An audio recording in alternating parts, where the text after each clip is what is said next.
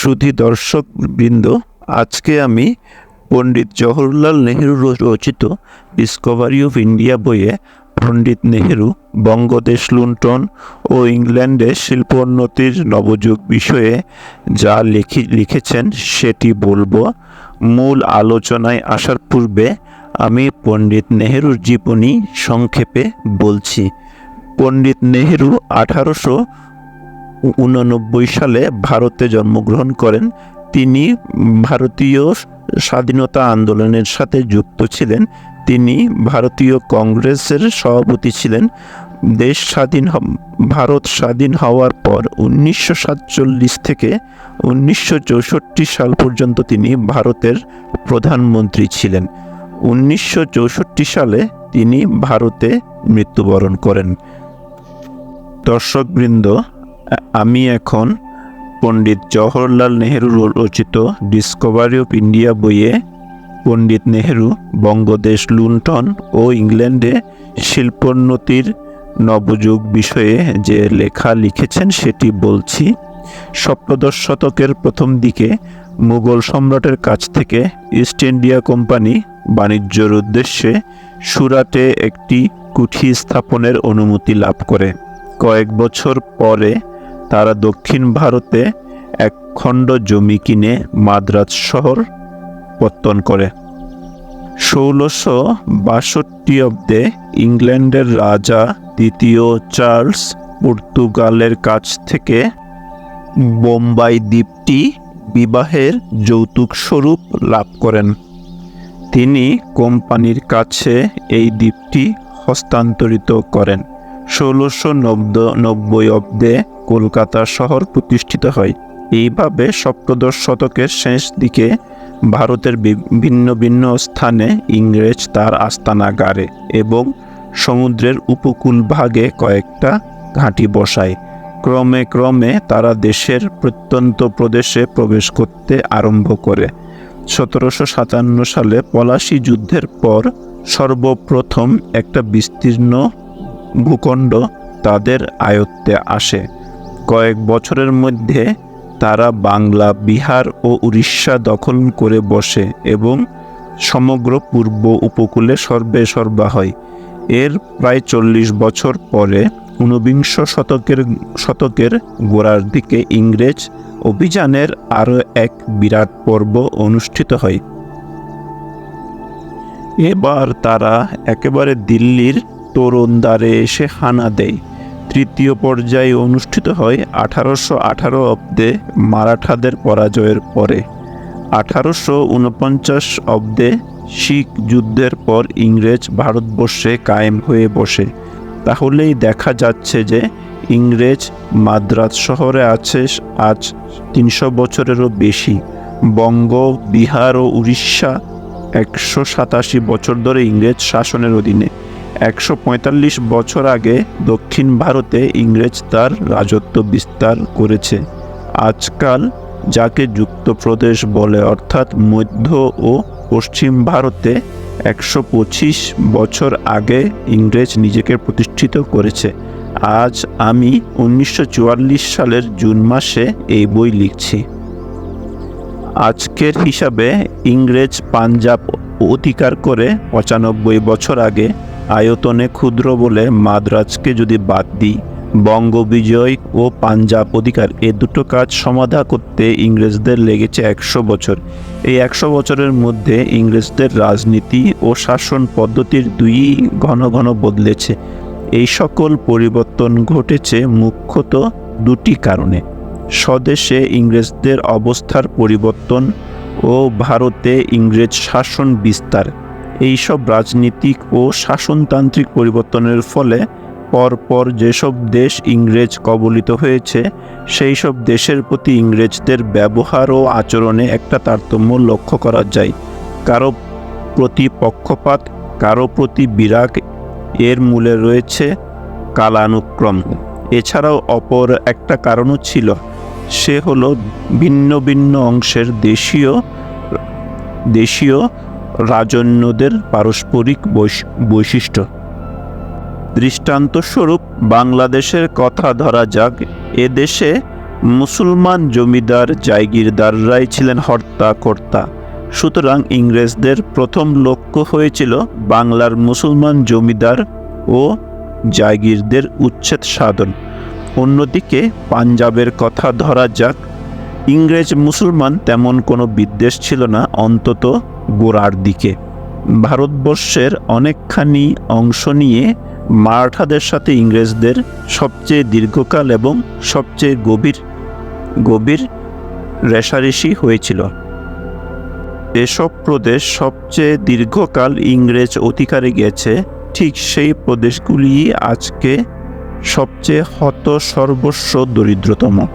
এটি বিশেষভাবে লক্ষণীয়। সংখ্যাবিদদের মতো ছক এঁকে নকশা কেটে অতি সহজে দেখিয়ে দেওয়া যায় যে দেশে ইংরেজ শাসন যত দীর্ঘ, সেই দেশে দারিদ্র্য তদ অনুপাতে বৃদ্ধি পেয়েছে। কয়েকটা বড় শহর কিংবা শিল্প বাণিজ্যর কেন্দ্র ইতস্তত গড়ে উঠলেও মূলত দেশ যেন চক্রবৃদ্ধি হারে গরিব হয়ে গেছে। এই দারিদ্র্যর মাপকাঠি হলো জনসাধারণ। তাদের দিকে তাকিয়ে দেখতে পাই যে বাংলা, বিহার, উড়িষ্যা ও মাদ্রাজ প্রদেশের কয়েকটা জেলায় কৃষক মজুরদের যে দুরবস্থা, তেমন বোধহয় ভারতের আর কোথাও নয়। অপরপক্ষে দেখি পাঞ্জাব প্রদেশে এই জনসাধারণের জীবিকার ব্যবস্থা অনেক বেশি সুসহ ও স্বচ্ছন্দ। ব্রিটিশ অধ্যুষিত হওয়ার আগে বাংলাদেশ ছিল সুজলা সুফলা ঐশ্বর্যমণ্ডিত দেশ।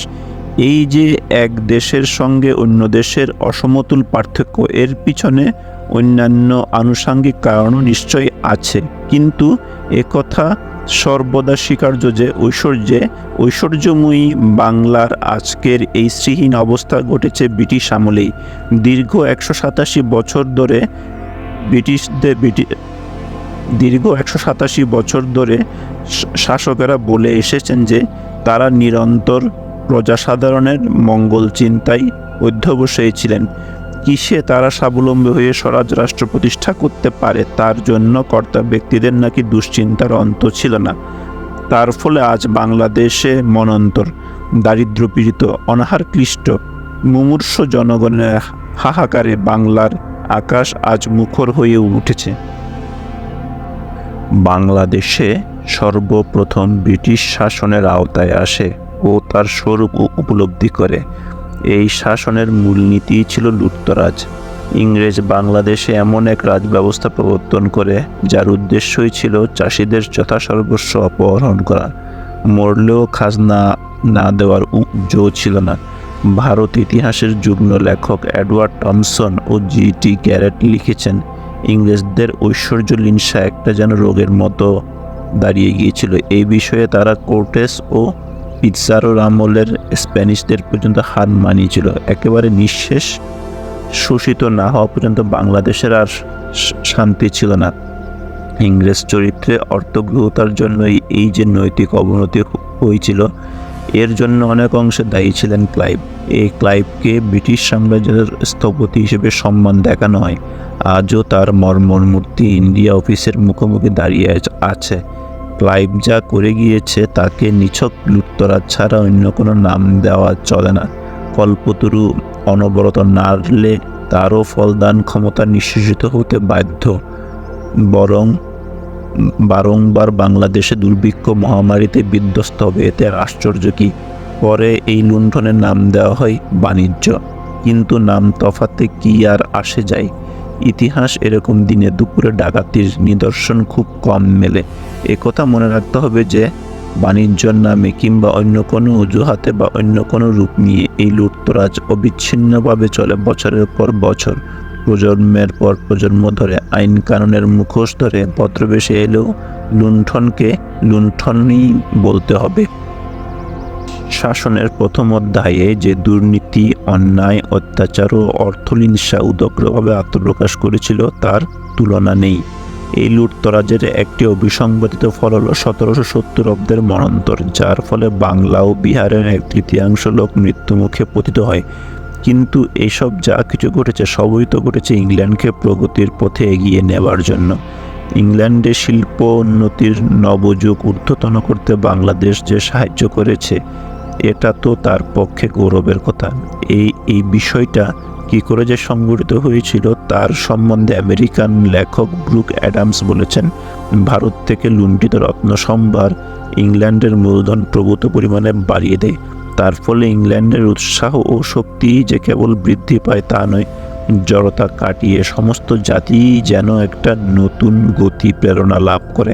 পলাশির যুদ্ধের অব্যবহিত পর থেকেই বাংলা থেকে পাওয়া লুটের মাল লন্ডনে আমদানি হতে আরম্ভ করে। যাদের কথা প্রামাণ্য তারা সবাই এক বাক্যে স্বীকার করেছেন, 1770 অব্দে ইংল্যান্ডে শিল্পোন্নতির যে নবযুগ শুরু হয় তা এই নবার্জিত ঐশ্বর্যের প্রত্যক্ষ ফল।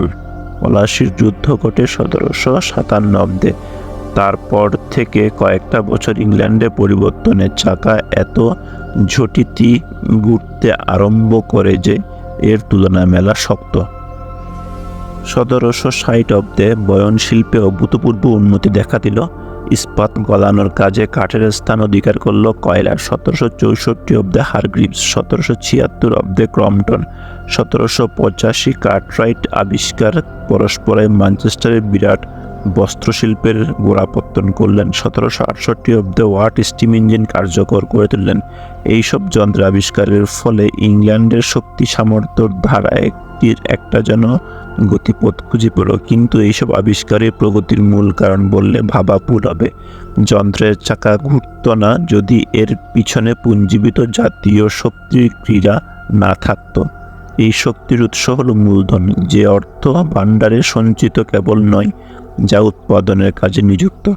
ভারতীয় ঐশ্বর্য আমদানি হবার আগে নানাবিধ যান্ত্রিক আবিষ্কার কাজে লাগাবার শক্তির অভাব ছিল।